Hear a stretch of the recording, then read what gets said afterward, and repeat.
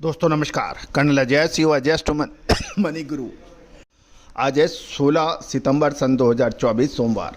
दोस्तों तिलहन पर यानी चाहे सोयाबीन हो, सरसों हो, तिल हो, कैस्टर हो, कॉटन सीड ऑयल हो, इन सभी पर अपडेट और विश्लेषण आपको हमारे चैनल पर मिलता है। आज के एपिसोड में हम सोयाबीन के ऊपर करेंगे चर्चा, सोया खल के ऊपर भी चर्चा करेंगे, साथ साथ बकाया स्टॉक सोयाबीन का क्या रह गया है इसके ऊपर डिटेल में चर्चा करेंगे। उम्मीद है कि सभी जानकारियां आपको रोचक, रुचिवर्धक और ज्ञानवर्धक रहेगी। दोस्तों हमारा प्रयास रहता है कि हर संभव सभी जानकारियां आपको रिलायबल सोर्सेज से प्राप्त किए जाएं, लेकिन फिर भी व्यापारिक निर्णय लेने से पहले आप स्वयं अवश्य जांच कर लें। जानिए रिपोर्ट विस्तार से।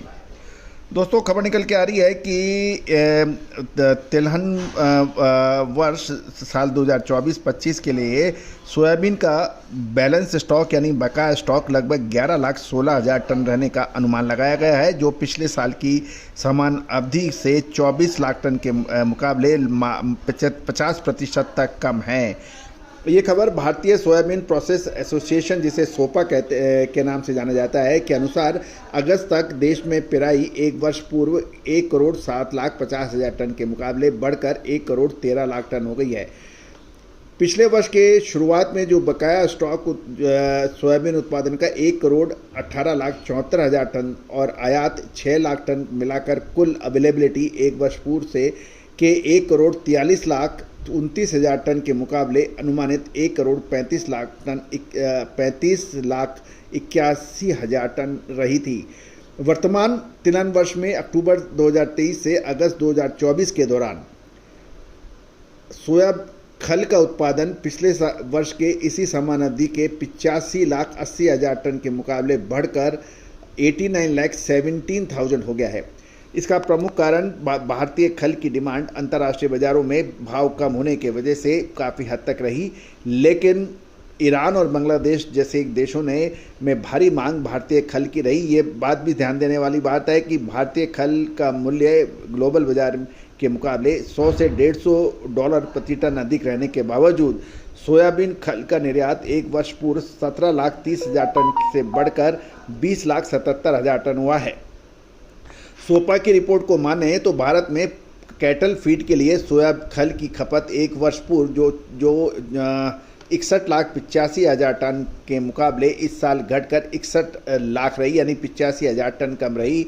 जबकि खाद्य सेक्टर में खपत 7,55,000 टन के मुकाबले मामूली घटत के बाद 7,40,000 टन की रही। गौरतलब है कि सोया डीओसी से सोयाबीन के काफ़ी खाद्य पदार्थ भी बनाए जाते हैं।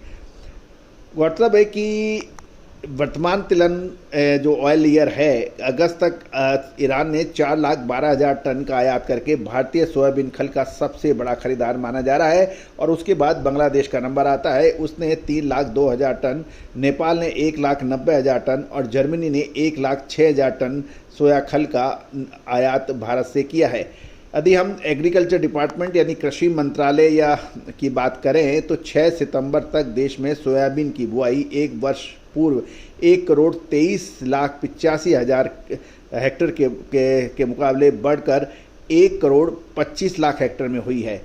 यानी 1 करोड़ पिछले साल 1,23,00,000 हेक्टेयर, मतलब 1,23,85,000 हेक्टेयर के मुकाबले 1,25,00,000 हेक्टेयर में हुई है। ये एक राहत की खबर है कि इसमें सोयाबीन का उत्पादन बढ़ने की संभावना प्रबल बन गई है।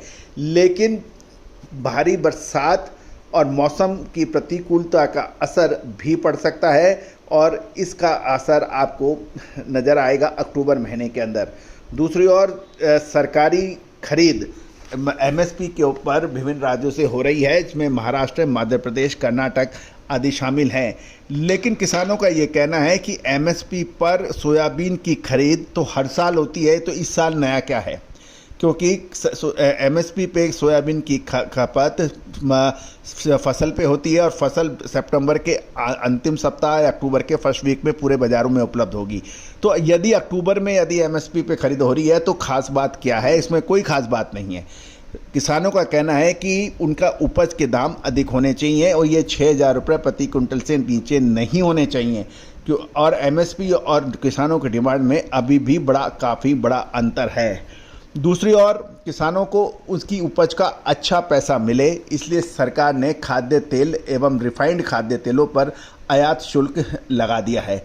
इसका असर भी बाज़ारों पर निश्चित रूप से पड़ा है, लेकिन अब महत्वपूर्ण यह है कि अंतर्राष्ट्रीय बाज़ारों में खाद्य तेलों की कीमत कम होनी चाहिए, क्योंकि भारत खाद्य तेलों का एक सबसे बड़े खरीदारों में से एक माना जाता है।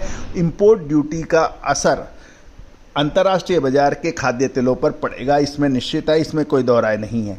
लेकिन भारतीय रुपया यदि अमेरिकी डॉलर के मुकाबले कमजोरी दिखाएगा तो उसका नकारात्मक प्रभाव भी पड़ेगा। तीसरा महत्वपूर्ण बिंदु खाद्य तेलों पर यह है कि आगामी 2 से 3 महीने खपत के रहने चाहिए। अब एक तरफ बकाया स्टॉक, दूसरी ओर अवेलेबिलिटी जो बंदरगाहों पर मौजूदा स्टॉक, तीसरा किसान एवं व्यापारियों के पास स्टॉक, मिलर्स के पास इन्वेंट्री, ये सब अब ऐसी दोहराए पर तिलहन उद्योग आ गया है कि किसान कम दामों पे बेचेंगे नहीं, व्यापारियों को पवरेगा नहीं। और अब आगे क्या होने की संभावना है, विशेष रिसर्च के लिए संपर्क करें। हमने सितंबर मंथ अग्रिम विश्लेषण देते हुए कहा था कि शानदार रहेगा, विभिन्न पत्र पत्रिकाओं में भी इसका उल्लेख किया था। तो दोस्तों, तेजी आने से पहले तेजी और मंदी आने से पहले मंदी की विशेष रिसर्च रिपोर्ट भारतीय अनुसंधान पद्धति और फंडामेंटल एनालिसिस के आधार पर तैयार है। आप संपर्क कर सकते हैं। All the very best, good luck, happy trading.